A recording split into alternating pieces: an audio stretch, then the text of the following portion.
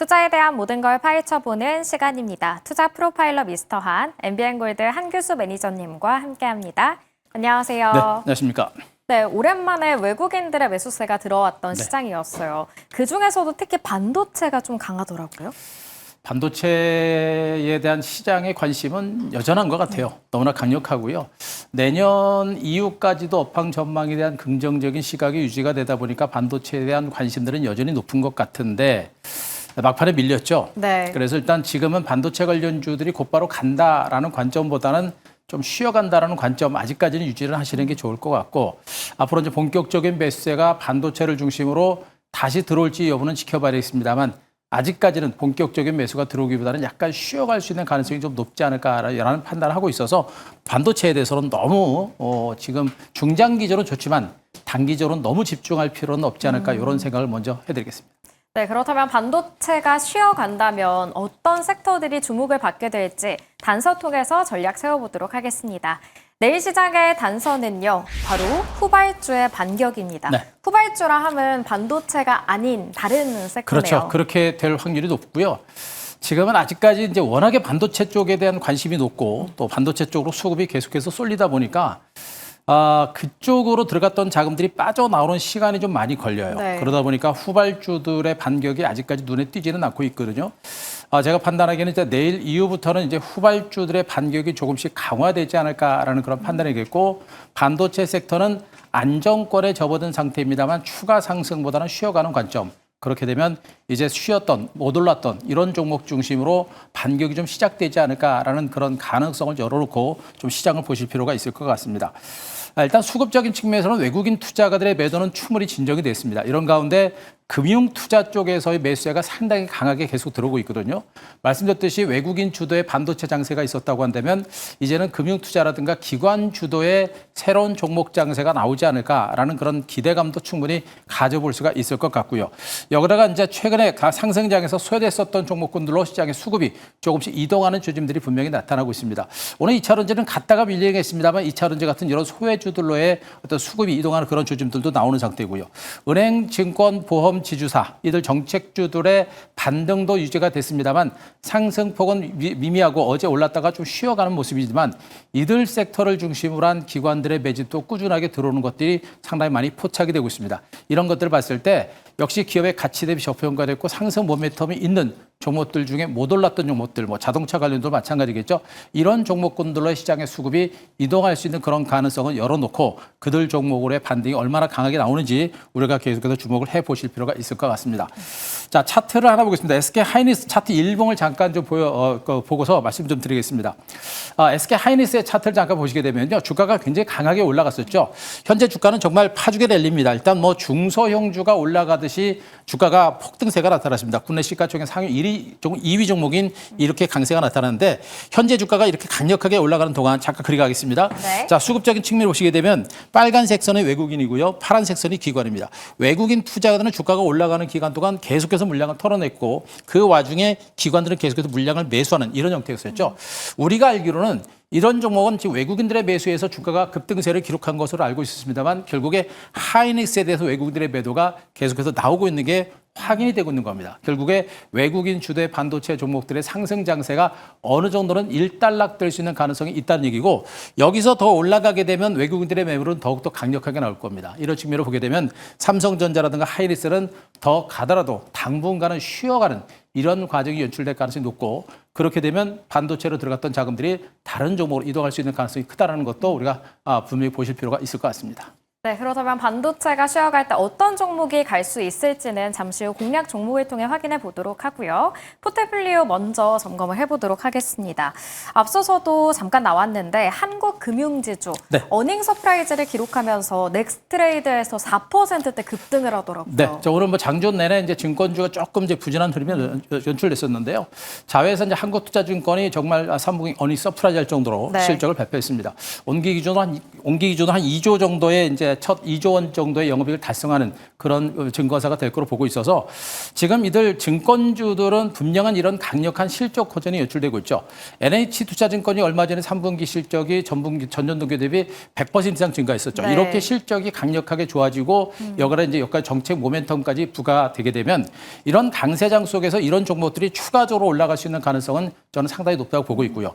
아직까지 시장의 수급이 반도체 쪽에서 빠져나오지 않았기 때문에 주가 흐름이 좀 부진한 것처럼 보입니다만 점차적으로 수급이 이동을 하게 되면 반등의 흐름이 가속화될 거로 일단 보고 있습니다. 그래서 이런 종목들은 주가가 올랐지만 아직도 추가적으로 올라갈 수 있는 가능성이 높고요. 1차 큰 상승 후 2단 횡보세를 기록하고 2단 상승이 막 시작되고 있는 그런 과정들이기 때문에 이 구간은 우리가 좀 지루해하지 마시고 보유하는 전략과 더불어서 매수 전략은 여전히 유지할 만한 그런 종목이 아닌가 이렇게 분석드리겠습니다. 네, 지루함 대신 기대감을 가지고 이 종목 계속해서 가져가 보도록 하겠습니다. 그렇다면 내일 시장에서는 어떤 종목을 눈여겨봐야 할지 내일의 공략 종목도 확인해 보도록 할게요.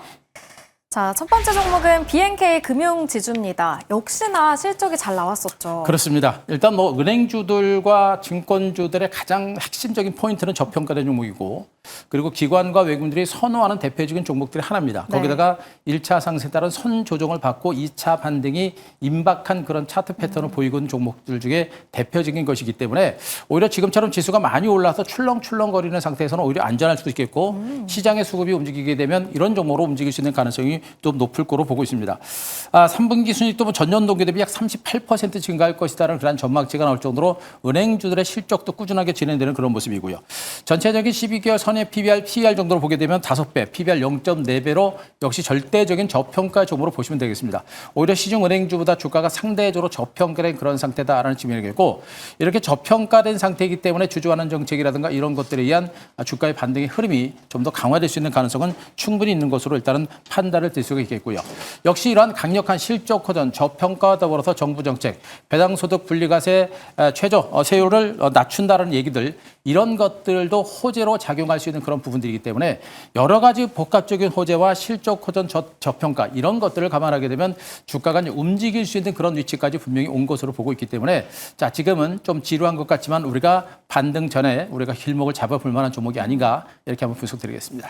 네, 최근에 상승세를 좀 타고 있잖아요. 목표가 어디까지 바라볼까요? 네, 뭐 상승은 했습니다만 거의 뭐 움직이지 않았다로 보셔도 됩니다만 이 정도의 반등이면 이제 나는 이제 움직이기 시작했다라는 그런 의미로 보시면 되고요. 말씀드렸듯이 1차적으로 크게 올랐죠. 네. 그리고 긴 시간 동안의 기간 조정을 받고 이제 2단 상승이 시작되는 과정들입니다. 뭐 은행주의 특성상 주가가 굉장히 가볍게 움직이지 않고 좀 무겁게 움직이기 때문에 좀 답답하겠습니다만 결국에 기업의 가치를 본다고 한다면 이미 바닥을 치고 움직이기 시작했고 주가가 이미 이제 정배열 상태로 약간 돌아서면서 반등이 시도가 되고 있는 과정들이기 때문에 많이 오른 건 아니고요. 일단 은행주들 중에서도 상대적으로 가벼운 주가 반등이 나타나고 있는 만큼 우리가 좀 더 적극적으로 볼 만한 그런 위치에 있다라고 보셔도 될 것 같습니다. 자, 일단 주가가 좀 올랐기 때문에 내일 정도 선에서는 주가가 조금 약밥 내지 강밥 정도 왔다 갔다 할 것 같습니다. 그래서 제가 보기엔 그저께 큰 폭이 나왔고요. 오늘 약간 밀렸기 때문에 내일 정도에서는 강밥 정도 선에서 약간 밀릴 때는 저가 매수 필요할 것 같고요. 자, 목표가를 17,000원 제시를 드리고 손저가 14,200원 제시드리겠습니다. 네, 내일의 첫 번째 종목은 은행주 가운데서도 BNK 금융지주를 챙겨보도록 하겠습니다. 그렇다면 내일 시장에서 두 번째로 공략해볼 종목은 어떤 건지 바로 만나보시죠. 두 번째 종목은 현대해상입니다. 역시나 저평가 매력이 좀 있는 것 같은데요. 보험주들이 지난번 1차 랠리 때 보험주가 상대적으로 소외됐었거든요. 소외된 상태에서 이번에 이제 보험주들의 반등도 비교적 강하게 이제 연출이 되고 있어서 보험주들도 뭐 대표적인 저평가 종목이다라고 볼 수 있겠고 보험주가 이제 상대적으로 약했던 부분들은 주주환원 정책이 상대적으로 약했습니다. 네. 특히나 현대해상 같은 종목이 주주환원 정책이 많이 약했었기 때문에 주가가 좀 부진합니다만 정부에서 뭐 PBR 1배 미만 종목을 퇴출하겠다라는 그런 엄포까지도 내놓았었던 만큼 이제 보험사들도 주주환원 정책에 대해서 좀 더 적극적으로 대응할 수밖에 없는 그런 상태가 왔지 않을까라는 판단이겠고 여타 보험주들이 뭐 DB 화재라든가 지금 현재 삼성화재 같은 이런 종목이 많이 강세를 기록했습니다만 너무나 못 올랐던 종목이에요. 그래서 우리가 충분히 한번 보실 만한 종목이 아닌가 판단이겠고 역시 퍼가 한 3배 정도밖에 안 되고요. PBR 0.4배 정도로서 절대적으로 저평가된 상태입니다. 지금은 손해율이 올라가느니 뭐 이런 얘기 나옵니다만 그런 거 다 차치하더라도 실적 대비 저평가였고요. 손보사들은 실적이 부진할 것 같으면 보험료를 올려버립니다. 그렇기 때문에 실적에 대한 우려감들이 없는 게 바로 보험주들이에요. 그렇기 때문에 일단 보험주들은 분명히 주주환원 정책이 좀 더 강화될 수밖에 없는 섹터다라고 일단 보실 수가 있을 것 같고요. 자, 연평균 약 6%대 이제 그 고배당을 단행하는 그런 업체다라는 측면이고 주주환원 정책이 약한 것이 이 종목의 지금 맹점이지만 그냥 그렇게 있지는 않을 겁니다. 결국엔 주주환원 정책을 단행할 수 있는 가능성이 높기 때문에 반등에 대한 기대감도 있을 거로 보고 있고요.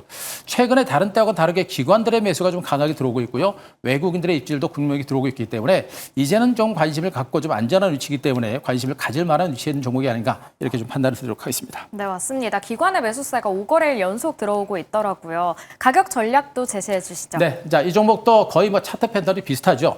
지금 금융주들의 패턴, 지주사들의 패턴이 거의 같이 움직였던 흐름들이기 때문에 거의 차트 패턴 비슷하고요. 역시 마찬가지로 크게 오르고 나서 긴 시간 동안 행보세가 나타났는데 요 현대산 같은 종목들은 다른 보험주에 비해서 주가가 거의 못 오른 종목 중에 하나입니다. 그리고 나서 이제 바닥을 찍고 반등을 시도하는 국면이고요.